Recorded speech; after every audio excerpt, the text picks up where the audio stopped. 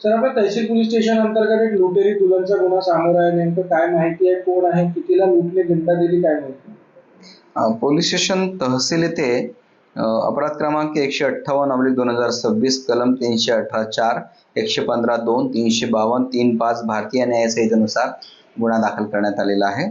यातील जे फिर्यादी आहे आकाश जितेंद्र पारेख, वय 35 वर्षे, राहणार भावनगर, गुजरात। हे यांचं वय 35 झालं, परंतु लग्न कोणाशी होत नसल्याने त्यांनी त्यांच्या मित्रांना याबाबत सांगितलं होतं की मला लग्न करायचं आहे। त्यावर त्यांच्या मित्रांनी त्याला सांगितले की नागपुरात एक मुलगी आहे किंवा एक महिला आहे जी ज्यांचे लग्न होत नाही अशा लोकांचे लग्न जोडण्याचे काम करते। अशा माहितीवरून ते नागपुरात आले होते।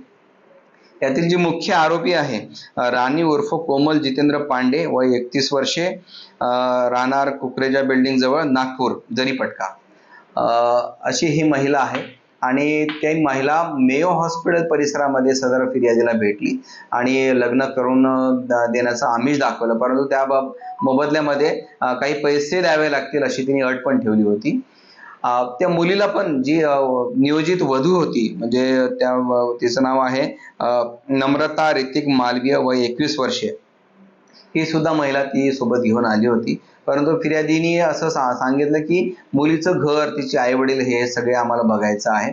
त्यावरून सदर दोन्ही महिला आरोपी सदर फिर्यादीला कोराडी येथे घेऊन गेल्या होत्या।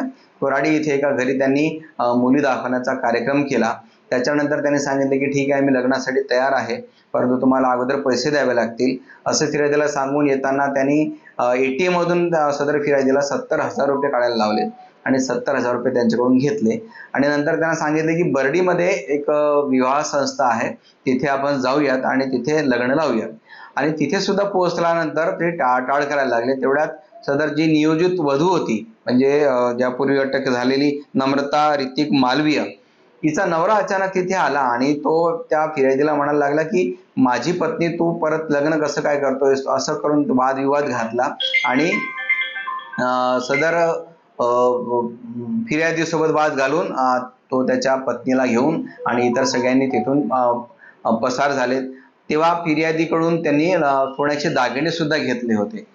फिर्यादीला नंतर फसवणूक झाल्याचं लक्षात आल्यानंतर फिर्यादी पोलीस स्टेशन तहसील येथे आले होते आणि आम्ही 20 मार्च 2026ला गुन्हा दाखल केला होता। त्यामध्ये तात्काळ आम्ही नम्रता ऋतिक मालवीय अशा एका महिलेला अटक सुद्धा केली होती। परंतु यातील जी मूळ आरोपी आहे राणी उर्फ कोमल जितेंद्र पांडे, ही आम्हाला वारंवार गुंगारा देत होती, परंतु आमचे जे PSI तपासी अधिकारी आहे, PSI महेंद्र वासनिक, यांना खात्रीशीर माहिती मिळाली की सदर महिला कुठे येणार आहे। तात्काळ त्यांनी स्टाफसह जाऊन त्या महिलेला ताब्यात घेतला आणि तिला अरेस्ट करून काल माननीय न्यायालयात हजर केलं असता माननीय न्यायालयाने 5 दिवसाचा PCR दिलेला आहे।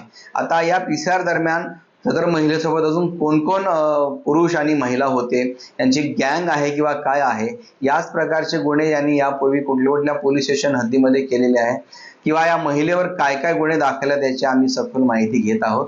म्हणजे लुटेरी दुल्हन अशा स्वरूपातच हे प्रकरण आहे।